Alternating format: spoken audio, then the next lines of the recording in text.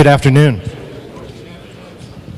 Our next speaker, who's a private pilot and military aerospace historian, is Michael Schratt. He currently works as an aerospace draftsman in Tempe, Arizona. Michael has lectured across the country on the unique subject of mystery aircraft and classified propulsion systems buried deep within the military-industrial complex.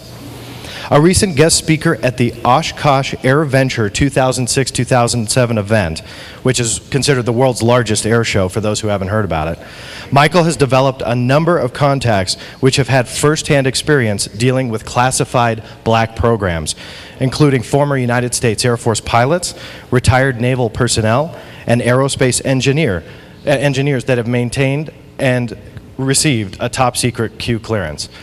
Let me invite to the stage Mr. Michael Schratt to talk about bombshell UFO cases.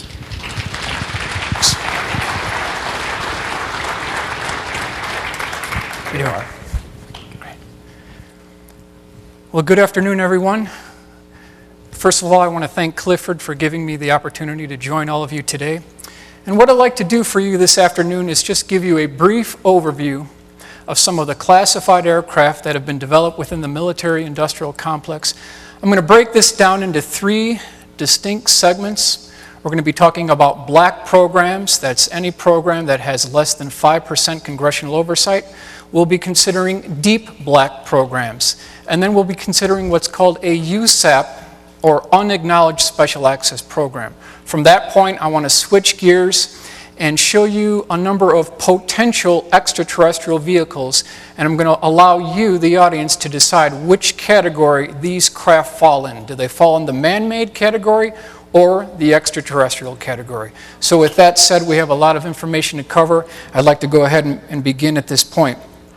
It's appropriate that we begin here. This is the most recently declassified aircraft, an aircraft called the Boeing Phantom Works Bird of Prey, declassified October 2002 under the Bush administration. This was the first aircraft to use low-cost disposable tooling, single-piece aircraft construction, and 3D virtual design reality type techniques. 38 test flights were made between 1992 and 1999. A procurement of $67 million was funded by Boeing for this particular project. Now, it's interesting to note, for this particular program, Boeing Phantom Works Bird of Prey, this was a Boeing proprietary program, so we as taxpayers did not have to foot the bill for this particular program. So Boeing Phantom Works Bird of Prey, very low radar cross-section aircraft. Moving on then to the A-12 Avenger II. This was a joint McDonnell Douglas General Dynamics program. Interesting to note that their procurement was going to be for 620 of these aircraft to be built. But on January 7th of 1991, Dick Cheney cut this program, totally canceled this program at the cost of $5 billion to taxpayers. Ladies and gentlemen, we have absolutely nothing to show for the A-12 Avenger II. It's an absolute Greek tragedy. Is there a mismanagement of funding here? Absolutely. Now, how do we track these programs? Detroit Free Press, Secret Ledger hides military projects. Pentagon black budget has tripled under the Reagan administration. This is very near the end of the Reagan administration, published here on February 8th of 1987. And they give you this chart here. We'll break this down very quickly here. 1981 procurement funding increase in spending for research and development on the military black budget was just over $500 million. That's how much it increased. By 1988, that figure rose to $9.122 billion. Moving over to the second chart here, you can see here that for education, it was $25 billion. For transportation, it was $28 billion. But you'll notice here, ladies and gentlemen, that the procurement funding for fiscal year 1988 for the Pentagon's black budget was $35 billion, of which the Air Force budget total for that year was $51.1 billion. Their black budget for the Air Force was $19.1 billion. Tacit Blue, Northrop Tacit Blue, was the first aircraft to use a quad redundant fly-by-wire flight control system with a side scanning radar. Total procurement funding was $165 million for this particular program. It's now on display at the Air Force Museum in Dayton, Ohio, if you'd like to take a look at it. It's earned a few nicknames here. I wrote them down very briefly. Northrop Tacit Blue nicknames. They called it Willie the Whale. It's been known as Shamu, the inverted bathtub, the flying snow shovel, and also the flying loaf of bread. Now, we heard reports that perhaps there was some secret aircraft flying in conjunction with the F-117A stealth fighter during Operation Desert Storm. Do we have anything to validate these claims, as Popular Mechanics had pointed out here? This is a very well done pencil sketch drawing by my good friend Mark McCandlish, who is the premier aerospace illustrator in the world. This is based on eyewitness testimony of individuals who've actually seen this aircraft. It's actually called the Manta Ray. It is carrier capable. It is a digital real-time reconnaissance intelligence gathering aircraft that actually did fly with the F-117A during Operation Desert Storm. Single pilot, 2 inward canted vertical stabilizers about 30 degrees from the vertical axis. Of course, you'll see the 2 air intakes here. And it's interesting to note that the first flight of this aircraft took place at the remote test site in Nevada, also known as Area 51, back in 1981. By 1983, the squadron of these aircraft had moved to Holloman Air Force Base. So, what information do we have to validate the existence of the Manta Ray? Well, we've got a very reliable report, ladies and gentlemen, from a KC-135 boom operator who refueled one of these aircraft during Operation Desert Storm. We also have the testimony of a fire control suppression officer who is at the Long Beach McDonnell Douglas facility right around 88, who saw a squadron of these depart the area. And we also have the reports from Aviation Week Space Technology reported in the 1989 issue indicating that there was a squadron of these operating out of the Edwards North Base facility. The Sneaky Pete Vantage by the Task Research Incorporated.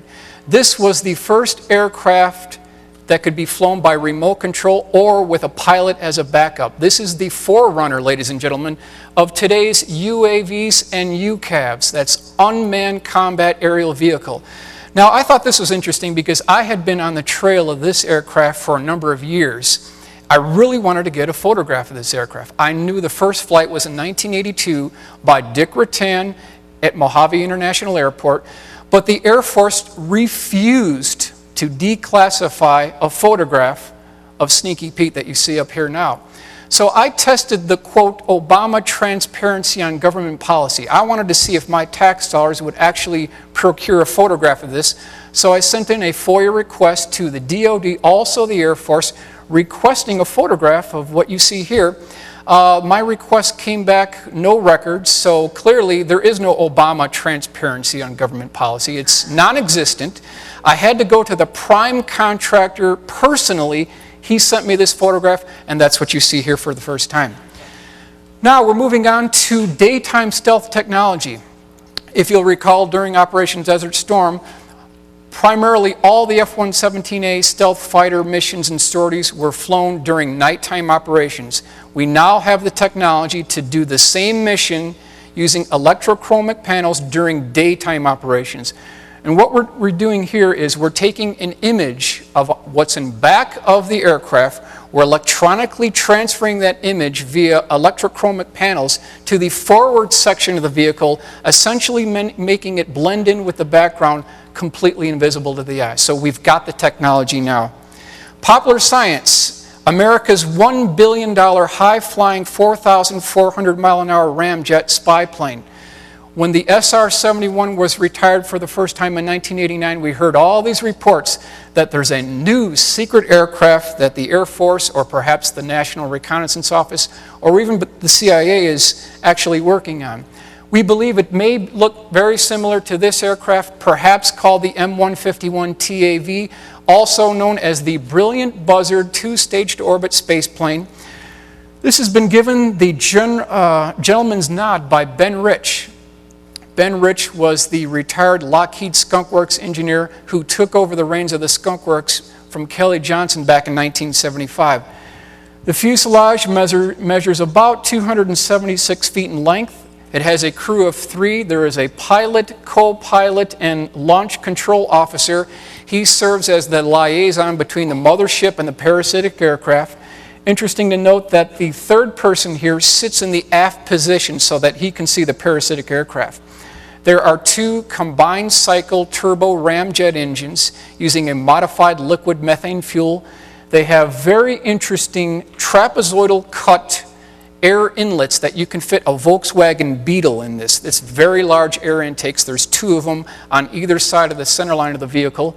You can see these 16-foot tall winglets on the terminating section of the wing here. So we're talking about a very high flying, approximately Mach 5, about 120,000 feet.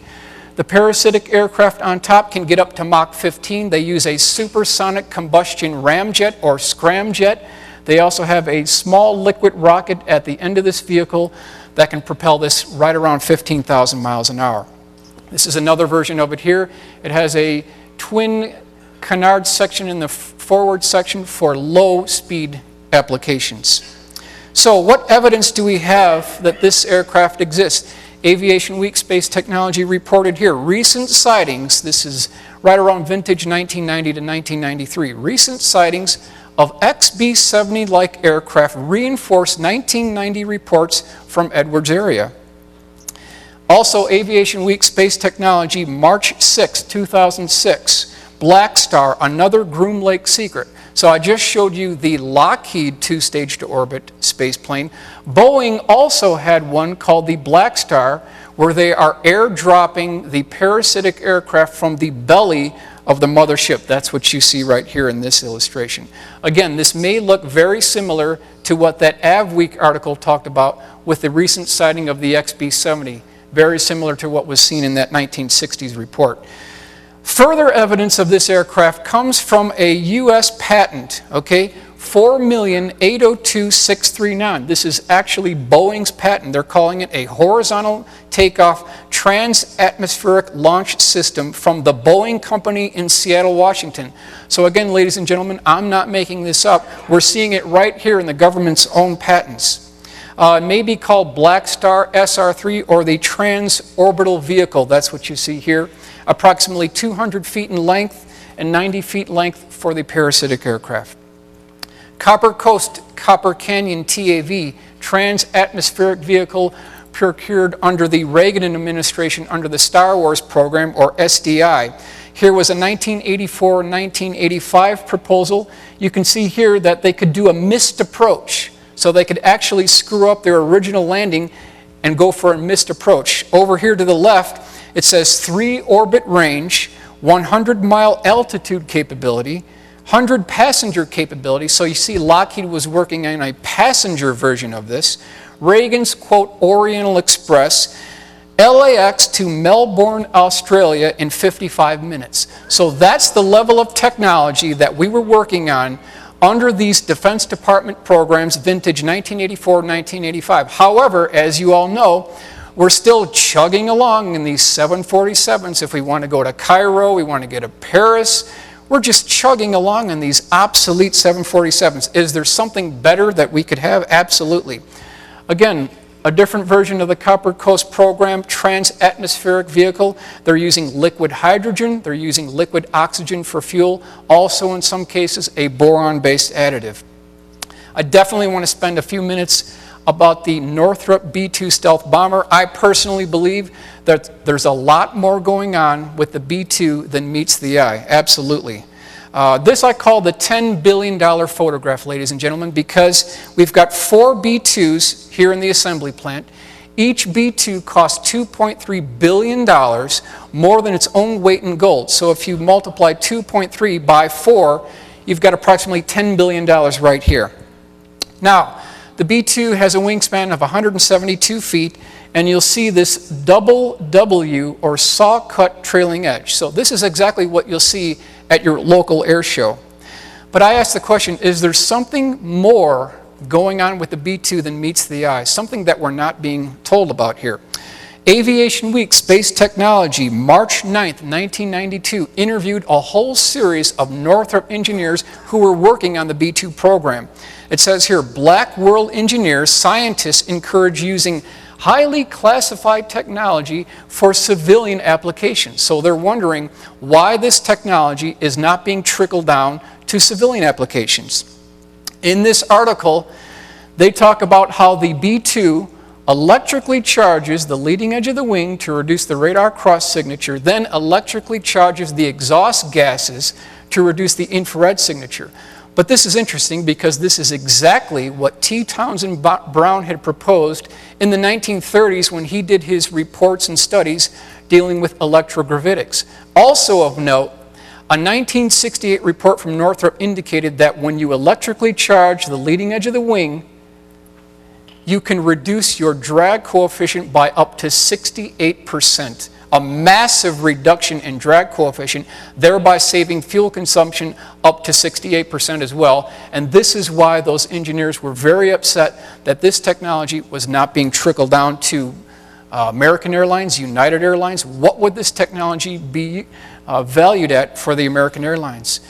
Now, if you doubt me, I invite you to take a look at this book right here, Electrogravitic Systems, Thomas Vallone reports on a new propulsion methodology. They clearly go into the specific details of how this may be employed on the Northrop B-2 stealth bomber.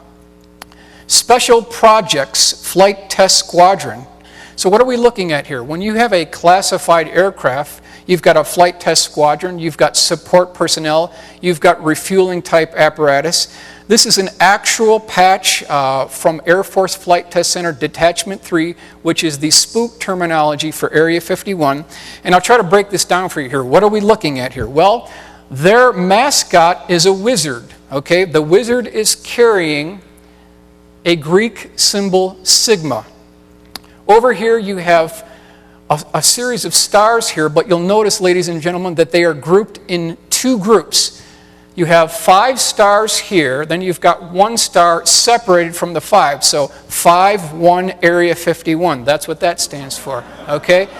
The Q symbol is the Greek symbol meaning 0. That is the ideal radar cross signature for stealth aircraft. Radar cross section of 0, that's what you would want.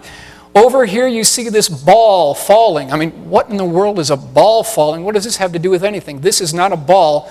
This is a radar cross-section calibration sphere. That's how the engineers calibrate the equipment. Down here we've got him emitting a lightning bolt. That's indicative of electronic countermeasures. This is a generic aircraft used for stealth aircraft. And then over here we've got the Boeing Phantom Works bird of prey. This is the top view of that aircraft I showed you in the beginning. That's the handle of this sword. So that's the breakdown here. Now, we're moving on to the next one here, and I want to stress that I'm not making up this terminology.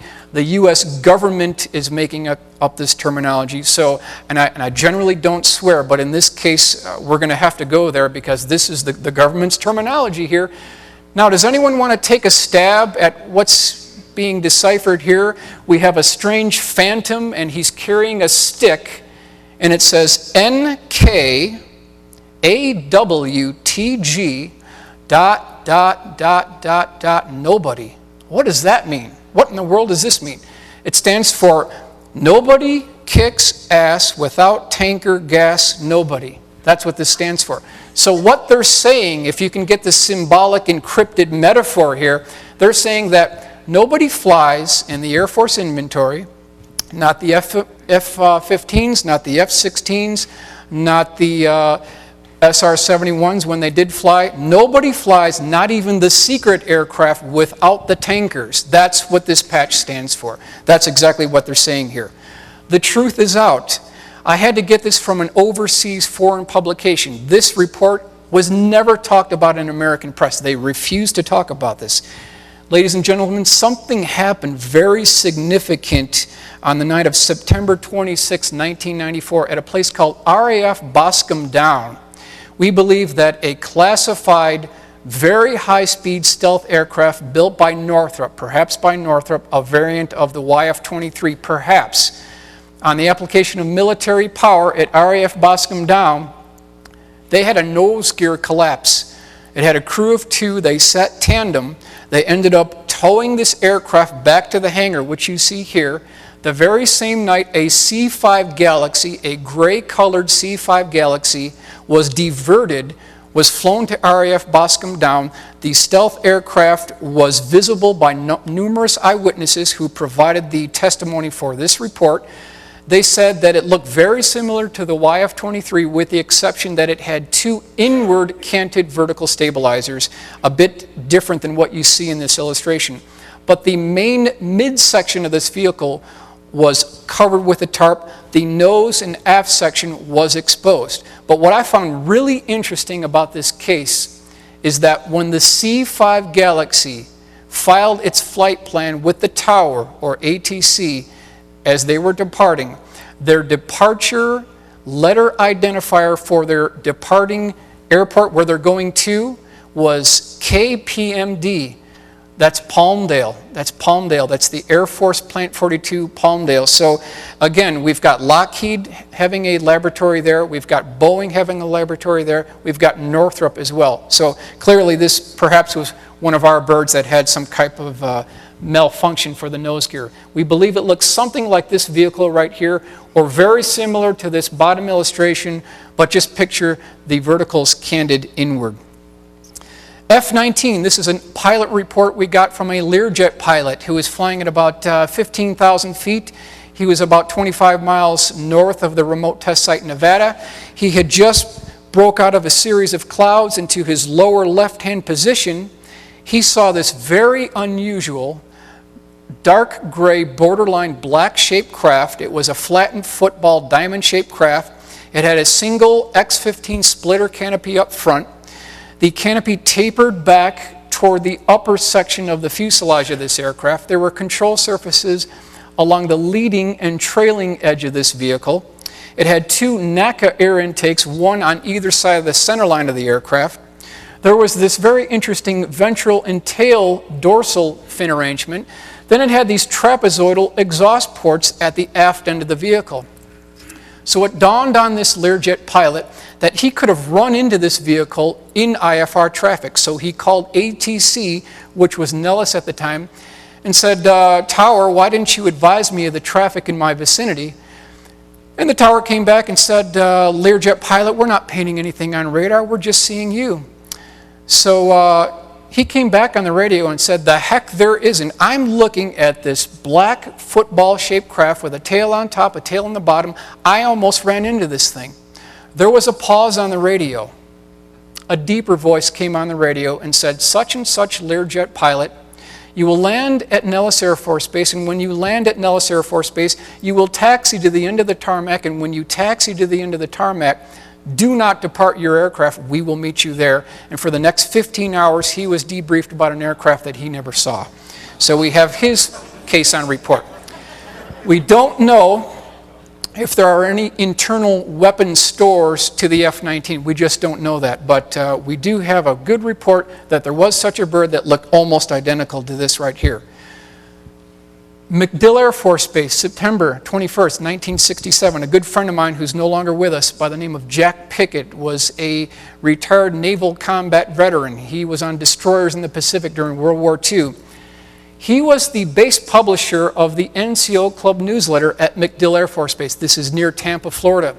He was driving down the perimeter road. He got to the base scrap area, and he saw 4 of the most incredible aircraft that he had ever seen before. And this is an AutoCAD rendering that I put together based on his original sketch. He said they measured 20, 40, 70. The largest one was 116 feet in diameter. They all had tricycle landing gear. They had control surfaces running along the circumference of the vehicle. They had the pilot's section was dead center on the mid portion of the disc. The fuselage tapered back to an extremely high vertical stabilizer. This is an illustration of what the crew of 6 to 8 looked like. This was used as a long-range reconnaissance bomber during the Cold War. And you can notice, ladies and gentlemen, that the flight characteristics of this vehicle would be relatively poor. You've got some very serious stability issues. You've got no look-down capability on approach to landing. So they were scrapping this model at MacDill Air Force Base. We've put together some computer-generated forensic composite illustrations to give you an idea of what this aircraft actually looks like. This is the 40-foot disc and the 116-foot disc in the background here. So what happened is Jack Pickett was authorized to do a full spread story about these aircraft at the base scrapyard in the NCO Club newsletter. Here's another illustration of it being towed on the dry lake bed. And you can see the proposed disclosure program that we're all hoping for. This was an actual U.S. Air Force jet flying wing disc program that flew in the late 1940s up to the early 1960s. They had some stability problems, so they ended up scrapping this model. The large disc right here, the nose gear arrangement had 32 bogies up front, so a very unusual nose gear arrangement for the large craft. You can see here there was a series of 4 exhaust ports at the lower aft end of the vehicle, and then there was a series of bomb bay doors. He could see the seams when Jack walked under them, but he was not actually given authorization to see the internal section of the bomb bay. Jack was given a private briefing about these aircraft at the base headquarters, which was an armed guard facility at MacDill Air Force Base. The general pulled out a series of hundreds of officially stamped U.S. Air Force photographs of these aircraft on the tarmac, in the hangars, in formation flight, which you see here, an F-86 swept jet wing fighter interceptor. And so they were ready to do a whole story on this, and 24 hours before going to press, there was an overflight of a much more advanced vertical takeoff and landing version of this jet disc aircraft. They suffered some type of a propulsion system malfunction. They dropped down to treetop level, very high speed over downtown Miami. The next morning, it was all over the newspapers, it was all over the news. And Jack picked up the Tampa Tribune paper, went into the general's office and said, "General, I believe we've got a problem here because we're getting ready to declassify these aircraft at the scrapyard, but you're denying the existence of this thing that just flew over downtown Miami. What do you want to do about it?" So the general excused himself, called Offutt Air Force Base, Strategic Air Command, the Secretary of the Air Force, and the Department of Defense. He came back and stated that it would be in the better interest of the Air Force to delay publication, and that's where this story died in 1967. So we did have a U.S. Air Force jet flying wing disc program, at least by 1950. Now, between 1982 and 1989, upwards of 25,000 eyewitnesses reported seeing a bat wing, mantis-shaped flying wing over the Hudson Valley, New York area. Thousands of eyewitnesses, very solid case.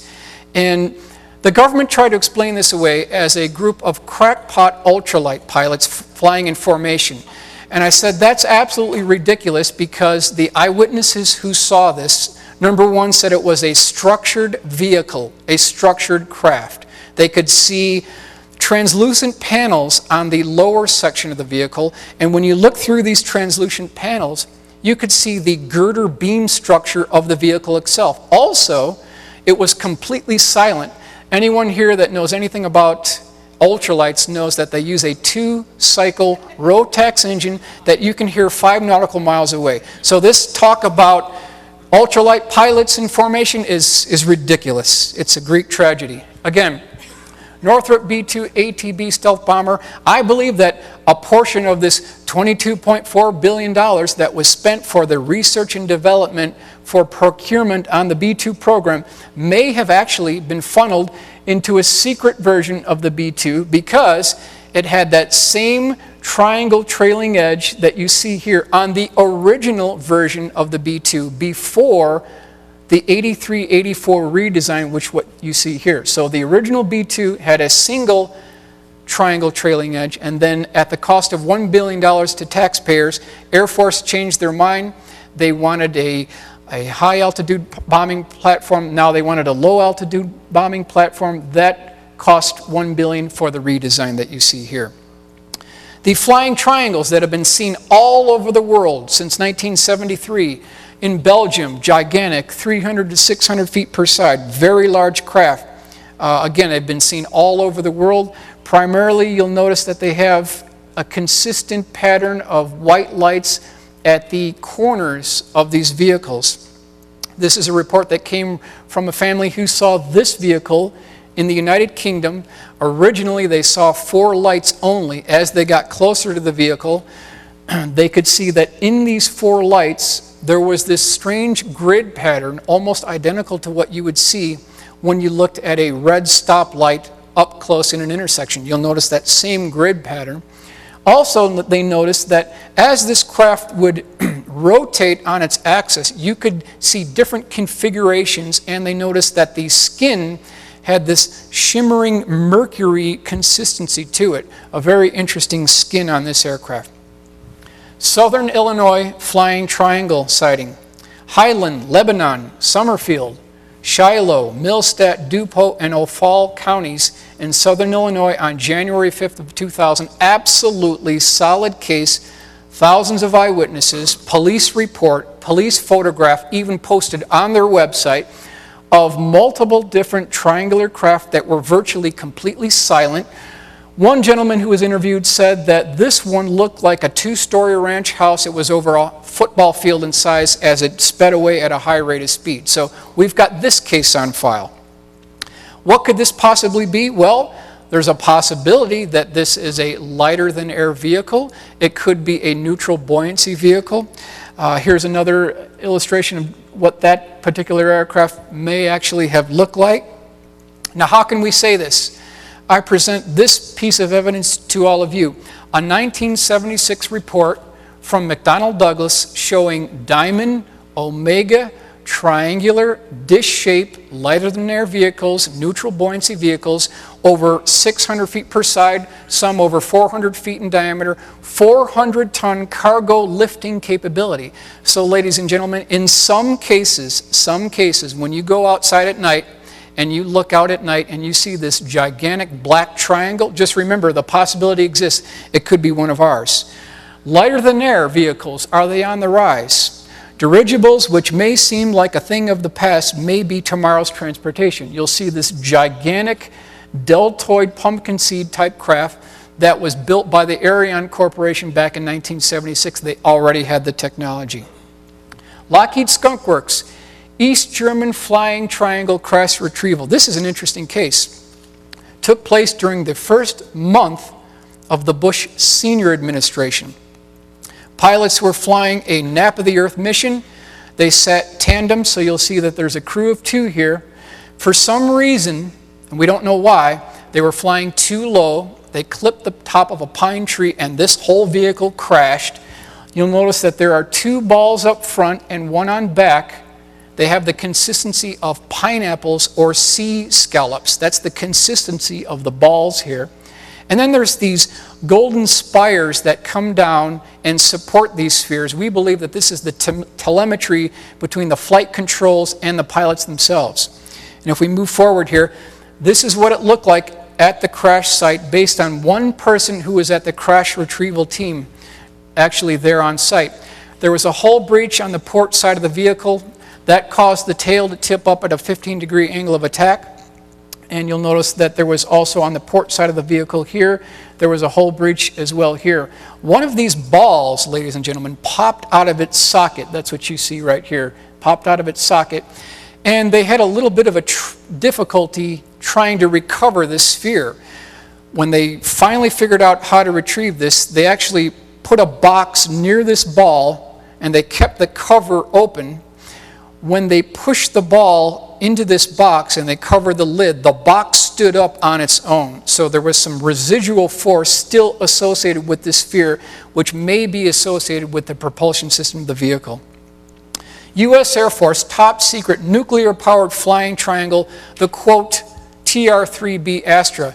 This is a very controversial aircraft. This has been kicked around for decades. Comes in 2 different sizes. One is 300 feet per side, the other is 600 feet per side. What they're doing is they're using something called a magnetic field disruptor.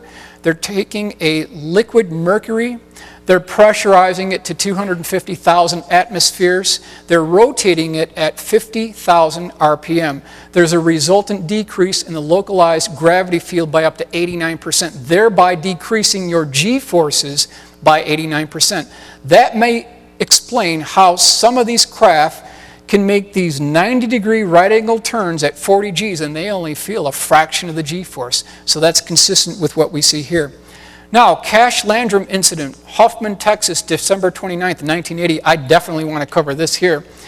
Besides Roswell, personally, I think that this is probably right up there as the most credible UFO case. Highly documented, multiple eyewitnesses. Betty Cash, Vicki Landrum, Colby Landrum were driving down a dark road at night. They saw a star-like craft descend below the cloud cover. It got closer and closer to their vicinity.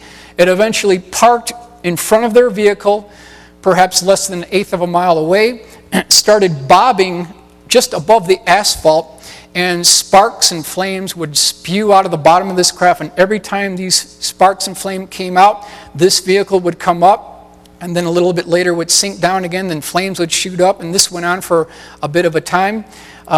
Betty Cash got out of her vehicle to get a closer look. She eventually changed her mind. As she walked back to the vehicle, she touched the car door, was red hot, she burned herself, had to use her leather jacket to get back in the vehicle.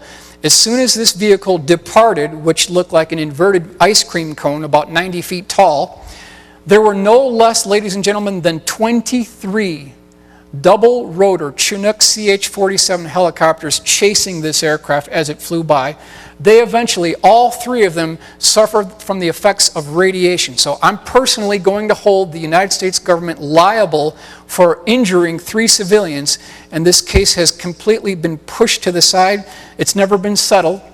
Here's what it looked like, just a quick rendering of the helicopters as this went by. So we've definitely got the government involved. Now, they went so far to cover this up as to repave the area where this thing had scorched the black asphalt. That's the level of cover-up for this particular case. So I did a little research here. I did some check finding and some fact finding. I wanted to find out if I could find anything within the literature on this. Aircraft Nuclear Propulsion Program. We're talking about the NEPA program, the Nuclear Energy for Propulsion of Aircraft program. Hearing before the Subcommittee on Research and Development of the Joint Committee on Atomic Energy, Congress of the United States. 86th Congress, first session. This is July 23rd, 1959. If we move forward here, and we go down to chart 2, that's down in here, you can see the cost in millions of dollars. This is by 1960 for the Aircraft Nuclear Propulsion Program. So we've got the U.S. Air Force involved, we've got the Atomic Energy Commission involved, we've got the U.S. Navy involved. This is the breakdown. $390 million, $127 million for facilities. The U.S. Navy spent $14 million. Operations for the AEC, or Atomic Energy Commission, were $407 million, and their facilities was $51.6 million. For, ladies and gentlemen, a grand total by 1960 for the Aircraft Nuclear Propulsion Program of over $990 million for this program. And we're supposed to believe, as taxpayers, that the government got nothing for this $990 million. Personally, I believe that this was one of our original nuclear-powered aircraft that suffered a hull breach on the port side of the reactor, and fissionable material started spewing out the bottom, and that's what poisoned the civilian witnesses with the radiation. Now, how can I make that statement? In that same report from Congress, they give you 3 cutaway illustrations here. This is a schematic for an atomic turbojet engine with a liquid heat exchanger. So there's one right there. Up here we've got a different version. Here you can see the reactor, the compressor. Over here there's another one. It says atomic turbojet engine with 2-stage compressor and intermediate cooling of air. Then, as you go down here, look what we have here, ladies and gentlemen. Schematic sketch of an atomic liquid fuel rocket with subcritical reactor. So we're talking about a nuclear rocket system perhaps being used as early as 1960 on some of our very early aerospace programs. Poor visibility shortens Thunderbird show. This is November the 12th of 1988, Norton Air Force Base, San Bernardino, California. And as the newspaper report shows here, the lead Thunderbird pilot, who was a part of this demonstration, decided that the IFR conditions were just so poor at that time they had to cancel it. So he radioed the other F-16 pilots, said, "Gentlemen, we are done for today. We cannot continue this air show." However, concurrently going on with this exhibit was a top secret dog and pony show taking place inside the, quote, big hangar at Norton Air Force Base. This was to garner support for classified black budget programs. We know that Congressman George E. Brown Jr. was present. We know that Senator Alan Cranston was present in conjunction with high-level military brass. Now, the question is, what did they have in this hangar? Well, Aviation Week Space Technology specifically talked about it. This is December 24th, 1990, Scientists and Engineers' Dreams Taking Disguise as Black Aircraft. One aircraft that was in this display in that hangar was what we have termed the pulsar or pumpkin seed demonstrator. It's approximately 100 feet in length, 65 feet wide. The exterior is composed of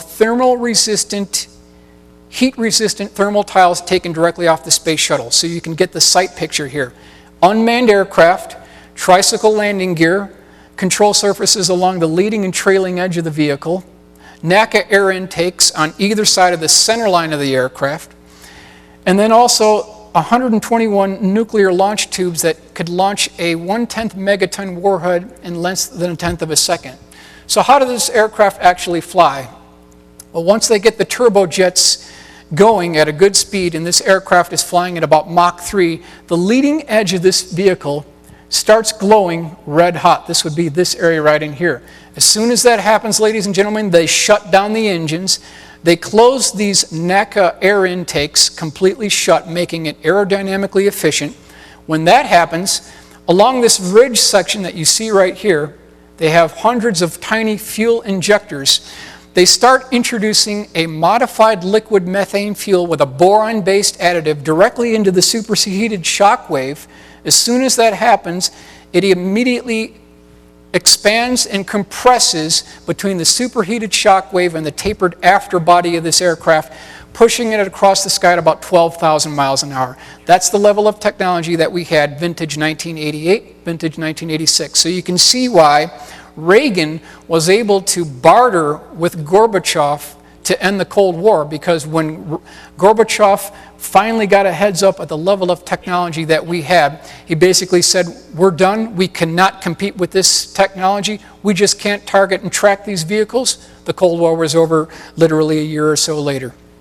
Now, when you've got Aviation Week Space Technology talking about that vehicle, then you switch over to Jane's Defense Weekly, which is the Bible of the military-industrial complex, and you see almost the identical configuration here, this flattened football diamond type configuration, where it says, "Americans chase hypersonic flight.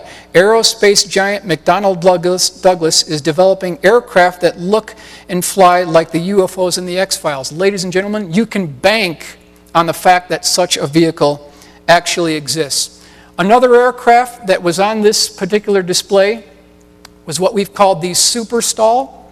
This was a single pilot marine attack aircraft that had a conventional tail arrangement that you see here. It had a heads-up display taken directly off the F-16. It had tricycle or outrigger landing gear arrangement. And then it had these very small miniature turbofan engines that tapered back to a platypus exhaust port. And then it had these very interesting, quote, Venetian blind wings. The pilot had the capability to vary or alter the angle of attack on these Venetian blind wings from 0 to 45-degree angle of attack. And by way of the Coanda effect, This could take off vertically, and it had a 30 millimeter Gatling gun taken directly off the A-10 Warthog tank buster. So that was another aircraft that was on display at this covert dog and pony show. Now, there was a B section, a part 2 to this exhibit. The people who were a part of this exhibit, they boarded a commercial airliner that was being procured by the Air Force at that time. They flew to Air Force Plant 42 Palmdale. They went to the large L-1011 hangar. And inside this hangar, and you can see the bay door here, we're talking about a very large hangar. This is Lockheed Skunk Works facility, Air Force Plant 42 Palmdale. Ladies and gentlemen, there were 3 of these craft hovering off the floor. They were called alien reproduction vehicles, or called flux liners. This craft that you see here was 24 feet in diameter. The next one was 60 feet in diameter. The other one was 130 feet in diameter. They all had similar type configuration. They looked very similar, almost like an inverted jello mold. The upper section right here were 6 CCD cameras that were taken, quote, directly from the Vegas casinos. These are pre-existing components existing within the aerospace industry. They could all be slewed in conjunction to produce an artificial image on the inside of the pilot's visor via the Apache heads-up display. There were 4 seat ejection systems taken directly off the F-4 Phantom. So again, you see this lineage of pre-existing aerospace components. Down the central column here, we believe there was 11.25 pounds of enriched uranium-238. There were oxygen tanks along the lower circumference of the vehicle. Then there was this articulated arm here, so you know they're going somewhere, possibly sampling something.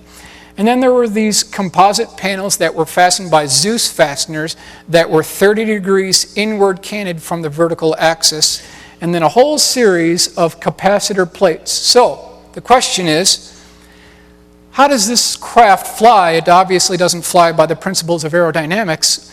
What's happening here, ladies and gentlemen, is they are taking a high voltage electrical charge. That's why they call this the flux liner. They're feeding it into this 12-foot diameter Tesla coil. Once that happens, there's a magnetic field that forms above this craft, somewhere right up in here, in the form of a toroid donut. The pilot, sitting in this location right here, had a rheostat device. He had the capability of overlaying these field lines onto these capacitor plates, causing pitch, yaw, and roll. And that's how this craft actually flies, based on high principles of electrogravitics and high voltage electronics. Now, the MC who was giving the lecture or the briefing on these aircraft said, quote, that these craft had superluminal performance capabilities. So you could see what we had at that time. Now, how can we prove this? Is there anything to validate this? Ben Rich, who was the former head of Lockheed Skunk Works, he took over the reins of the Skunk Works in Burbank from Kelly Johnson back in 1975. So we're talking about the best of the best here. Before he passed away, he gave a brief telephone conversation with Jim Goodall, who's another aerospace researcher. And he said here, quote, Jim, we have things out in the desert that are 50 years beyond what you could possibly comprehend. If you've seen it on Star Wars or Star Trek, we've been there, done that, or decided it wasn't worth the effort. Coming directly from Ben Rich, ladies and gentlemen, I personally don't believe you'll hear a better qualified person to speak on classified aerospace hardware than Ben Rich, because he was in the heart of it all. He was the head of Lockheed Skunk Works. So if we want to do a really quick review of some of the aircraft here and do a 15-second crash course in stealth technology here, the worst possible thing you can do in a stealth aircraft is to have a 90-degree right-angle corner. That's the worst thing you can do. Why? Because you reflect those radar waves back to the origin point. So that's the worst thing you want to do. That's why you see here in the B-2 stealth bomber, you've got these smooth contours reflecting the radar waves away from the origin point. And then if you look over here, you see this S-shaped duct. That's used on the B-2 stealth bomber to conceal the turbine blades. That's another technology you want to use. Now, if we move over to this chart here, If each one of these boxes represents a square meter on a radar screen, this is what a B2 would look like on a radar screen. Now, if we drop this down to the B1B, that's what you see here. This was under the Carter administration. The B1B dropped the radar cross signature down to 6 square meters. The B1B was resurrected under the Reagan administration. Okay, we dropped it down to 0.6 square meters, ladies and gentlemen. Now, we're going to the Northrop B-2 stealth bomber.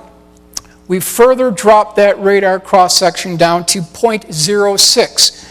So you see this small dot right here, that's what the B-2 looks like on radar. Now, we further go a magnitude beyond that. We've got the Lockheed F-117A stealth fighter. Radar cross-section between 0.01 and 0.001 square meters, which is this barely discernible dot right here. And then the very first aircraft that I showed you in the beginning of this presentation was the Boeing Phantom Works Bird of Prey. Radar cross-section of minus 70 square meters or less than a mosquito, ladies and gentlemen. We've got this technology. It's clear we do have the technology now. I want to switch gears at this point. We are going to move in the potential extraterrestrial vehicles. And I want to make one announcement before we get into this material is, personally, I did not make up any of this material. This material was taken directly from the QFOS, that's the Center for UFO Studies, 2457 West Peterson Avenue in Chicago, and the MUFON case file. So there is a historical lineage and paperwork to back this up. The only thing that I did is I did an AutoCAD rendering based from the original sketch. From that rendering, I put together a 3D illustration so that you have a visual aid to go along with the case. September the 4th, 1967, Thessaloniki, Greece. Two brothers were setting up stereo equipment on the top of their third-floor apartment, and one of the brothers turned to the other and said, "What's this?" And he saw a 25-foot diameter dish-shaped craft that was dull gunmetal gray in color. Now, they said it was 20 feet above their location, so this formed a, quote, ceiling as this thing flew by. And he said it was absolutely silent, and he used the term that it did not fly, but it, quote, glided on an oil pathway in the sky. That's the terminology he used as this thing flew by. So we have his case on file. This is his original sketch, about 25 feet in diameter, 6 feet high, and it had a series of white square portholes along the circumference of the vehicle. So we have his case on file. 1967. July 13th, 1959, Blenheim, New Zealand. A very busy housewife was tending to their local farm. She noticed a eerie, quote, eerie green light descend below the cloud cover. It parked about 50 meters from her location. Then there was these two high-intensity beaming green lights that came down. And then she noticed that this thing had two counter-rotating levels, one on top, one on the bottom, and they were spewing out these sparks and flames, and this is counter-rotating. After that, about 30 seconds, the flames stopped. A light came on, and you'll notice there's a clear, transparent, rectangular type square canopy section on the upper section of this vehicle. A very strange being that you see right here, he got up, put his hands on the side of the glass, turned around, got back down. The sparks started up again, and this thing took off at a high rate of speed. And she said that the helmet that this pilot was wearing came all the way down to the shoulders. Very interesting case file. Here you can see how the flames came out of this vehicle. So again, I did not make this up, ladies and gentlemen. It came directly from the QFOS case files. Summer 1970 in Australia. Two men were driving down the coast, and this thing passed them from their right side, came up from behind them, startled the driver. Large craft, about 45 feet in diameter, 45 feet high, said that he could see an orange and red rotating light in the bottom section of the vehicle, which I have termed here the flying chess piece, ladies and gentlemen. So again, we've got this case on file. Now, I've added a number of Otto Binder reports. This was a weekly publication where people would actually send in case files, and then these very nice illustrations were put together to go with the case file. I've added these because I personally thought that these were historically significant. March 23rd, 1966, Oklahoma. An electronics expert of Shepherd Air Force Base found his car blocked by an unearthly human-like persons apparently making repairs. They soon flew away without explanation. So you can see the craft of what that actually looked like. July 1967, Detroit. 2 young boys saw this particular craft. Their case is on file in QFOS, about 100 feet in diameter, 30 feet high. It had a whole series of rotating microprocessor lights which were rotating along the circumference of the vehicle. And here again you can see that it was about 100 feet in diameter. November the 2nd, 1967, Rary, Idaho. Personally, I believe this to be one of the most outlandish, crazy, unusual cases in all ufology. Some of these cases are so ridiculous and crazy. You can't make this stuff up, ladies and gentlemen. This is just incredible. What happened here is 2 men were driving down the road. Off to the right, this took place at 9:50 p.m. There was a blinding spark light. The next second, they noticed this particular craft was about 6 feet in diameter, parked right in front of the hood of their vehicle. The vehicle stopped. The hatch, the transparent hatch of this vehicle popped up. A being who was described as about 3 feet tall with a backpack on his back floated out of the craft, opened up the car door, got inside the driver's seat as the 2 people pull off to the side here. The report didn't mention how he touched the pedals of the vehicle. That wasn't talked about in the report. Now, the person who was on the far right, as this is all taking place quickly, he was horrified. He got out of the passenger's door. Now, the other being who was in this vehicle, and I'm not making this up, he floated out and gave chase to the person who just departed the passenger's vehicle. The person who was in the driver's seat, who was still in the vehicle, was in a state of shock, and the being was trying to communicate with this individual in a series of high-frequency chirping bird noises. A few minutes later, the being got out of the vehicle, went back into the craft, and then the other being also got into the craft, and they departed. And you can see here, the consistency of the face of this being was like hamburger meat. I mean, just very, very unusual. Lighted flashing area here, this is about 6 feet down from the lower section of the vehicle. And again here, small men, approximately 3 feet tall, skin was rough, wearing flight packs and tight-fitting flight suits. Here it is, November the 2nd, 1967. This is the actual illustration here.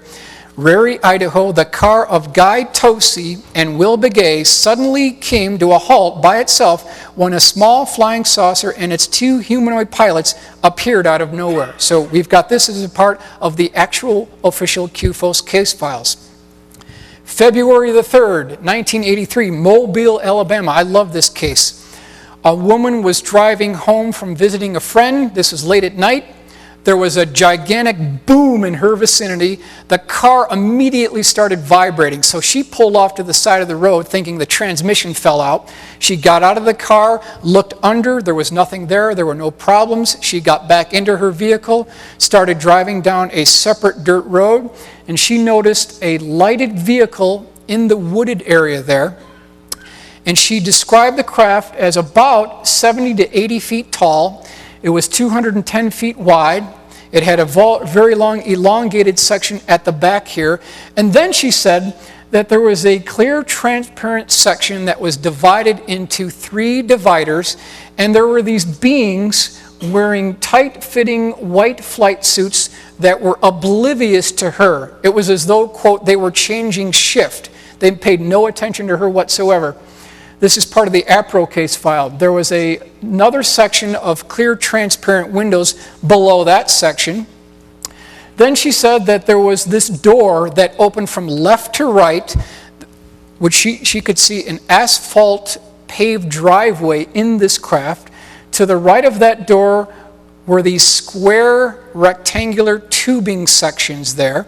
Then underneath this section here, there were hundreds of 1 foot by 1 foot square mirrors which made up a cross. If you can see this clearly here, there is a cross on the lower section made up of these 1 foot by 1 foot square mirror type plates.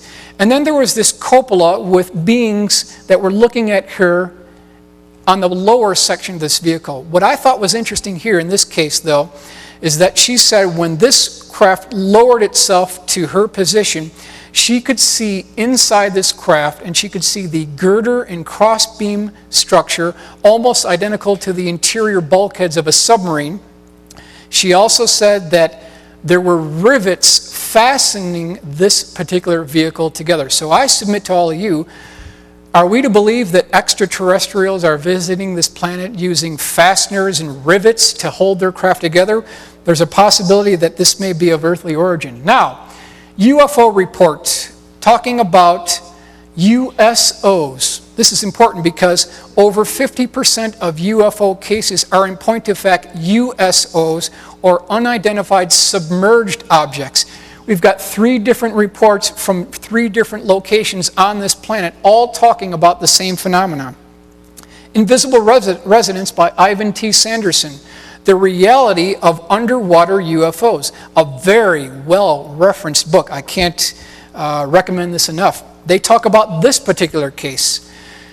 A Brazilian scientist aboard an icebreaker in Admiralty Bay, Antarctic, was shocked out of his senses when he saw a strange craft shoot up out of the sea through more than 37 feet of solid ice. I mean, think about the implications of what this means. 1965 Antarctica Operation Deep Freeze, where they saw this gigantic bullet-shaped craft break through 37 feet of solid ice, and then where it broke through, the water started boiling and bubbling over, and the ice chunks were flipped off onto the hard surface of the ice. Now, we can do that too, right? We can take our nuclear-powered submarines and we can break up through the ice, but the only difference is we can break through about 37 inches of ice. You try to break through 37 feet of solid ice, you're going to just shred this conning tower. The whole submarine is going to go down to the bottom of the ocean, absolutely. Another report of a USO, April 19th, 1959, near Japan, aboard a fishing boat, the amazed crew spotted 2 saucers diving into the ocean at terrific speed, yet no wreckage was ever found, as if the UFOs had deliberately submerged for an underwater trip. June 3rd, 1961, in Italy, a gentleman and his companions felt waves rocking their motorboat, then saw a huge UFO rise up out of the sea and sail off through the sky as if equally at home in the ocean or in the air. 1882, this is interesting. Near Ascension Isle, a British steamer came upon a gigantic UFO floating in the ocean, at least 800 feet long, or nearly as big as the Queen Elizabeth, which slowly sank beneath the waves and vanished from sight. So we're talking about craft that can come up from the bottom of the ocean and go into space, or craft that can come from the space as the origin point and then go down into the ocean. However, as we all know, the Wright brothers plane, or the Wright Flyer, wasn't invented and flown until December 17th, 1903, but we're talking about cases that predate that by a significant margin. November 13th, 1833, a crowd on both the American and Canadian sides saw a peculiar square-shaped UFO hover over Niagara Falls for an hour, after which it sped away toward the ocean. So again, a very interesting case. December 1976, Dana Point, California. A woman and her 2 children were driving down an adjacent road of Pacific Coast Highway, and they were shocked to see this, quote, fat frisbee, as her terminology indicated, hover right in front of their vehicle. This is the view looking outside the windshield. Between 3 and 5 minutes, it had a whole series of multicolored computer microprocessor lights and a blinking red light on top. Here's the actual police report and newspaper report of it here. This is the view looking outside the windshield, and you'll notice at the bottom here it says evaluation. This is the official evaluation. Closeness, duration, silence and multitude witness rule out conventional explanations. Conclusion, tentatively judged a UFO. So we have their report. Fat Frisbee, 1976, Dana Point, California. A Fantastic Fleet, October the 12th, 1796, way before man-powered flight.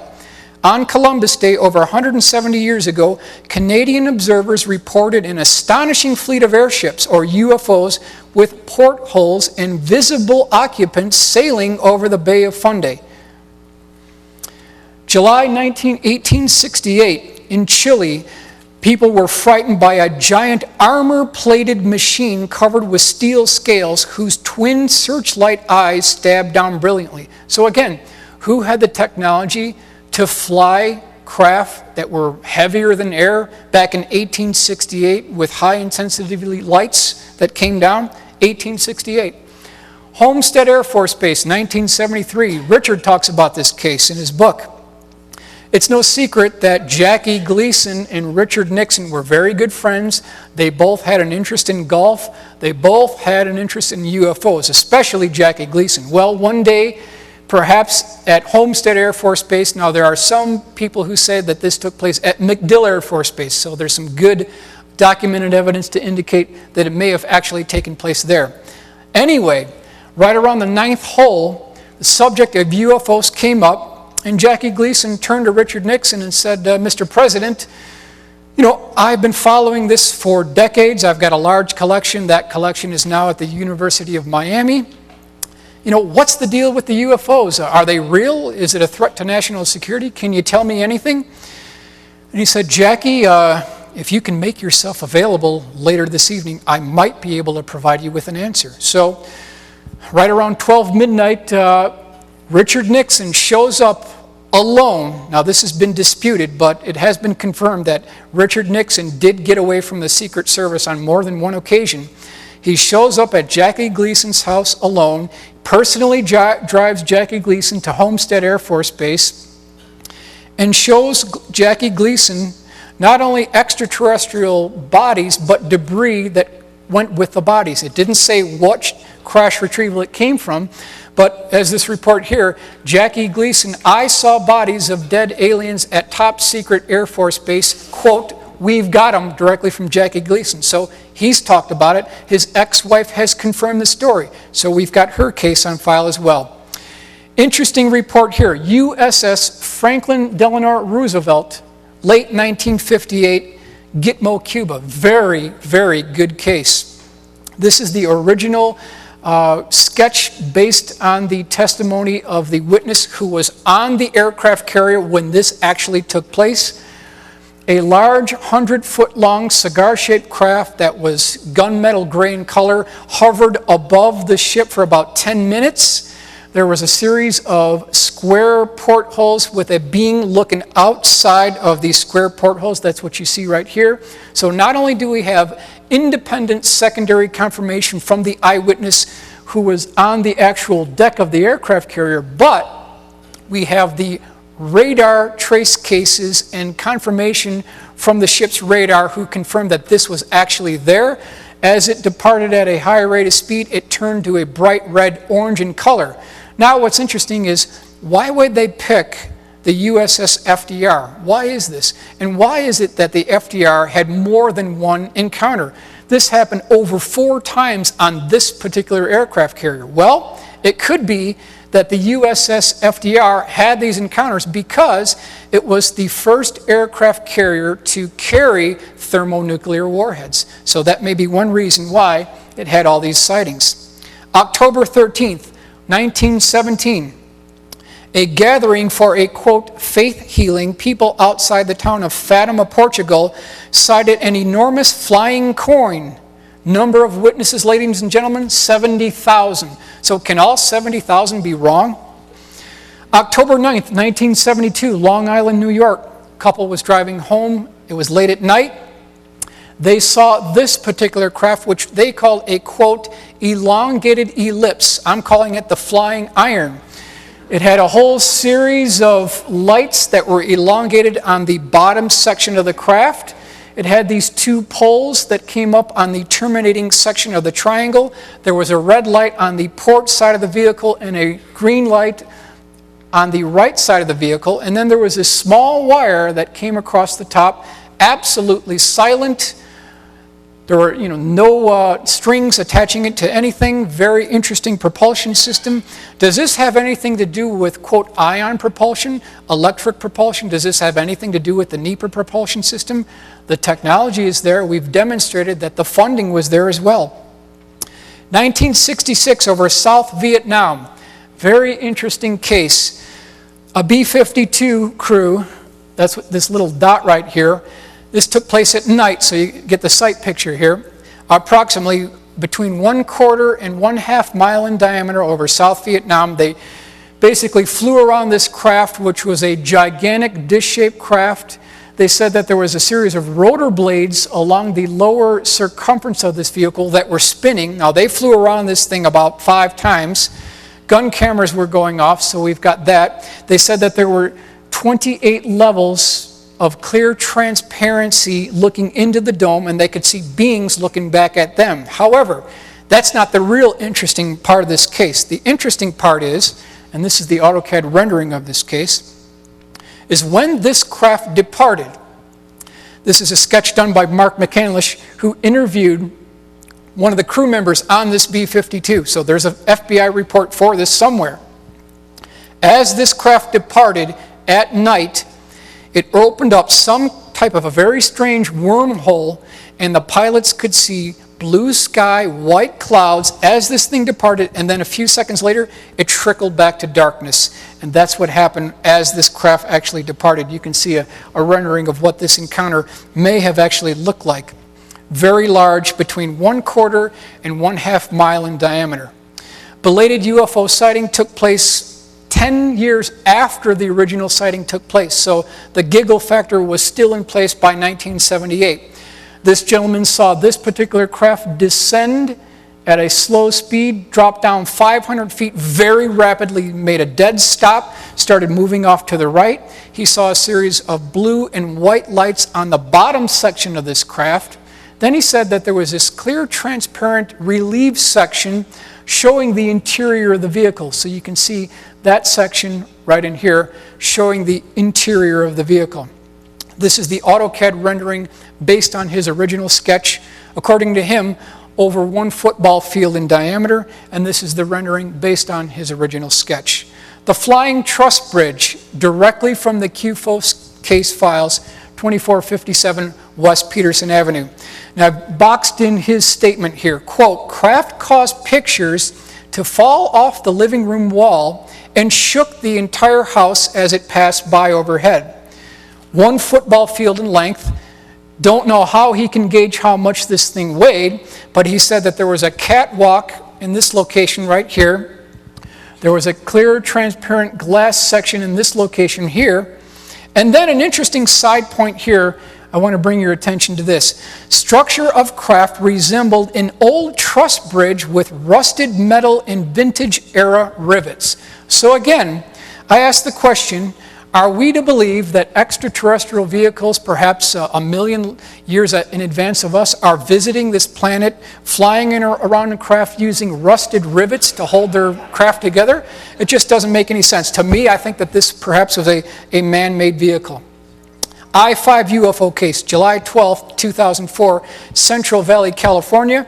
This craft, which was determined to be a Vulcan bomber, crossed between a Vulcan bomber and a space shuttle, had 3 high-intensity beams right on each side of the wingtip and 1 below the nose of the craft, started making this very interesting elliptical flight pattern, dropping 5 feet over traffic on the I-5 in California, violating all FAA regulations. So whoever was flying this is going to jail because you're not allowed to fly 500 feet near any thing in unobstructed, unpopulated area, but this thing was no more than 5 feet over the traffic.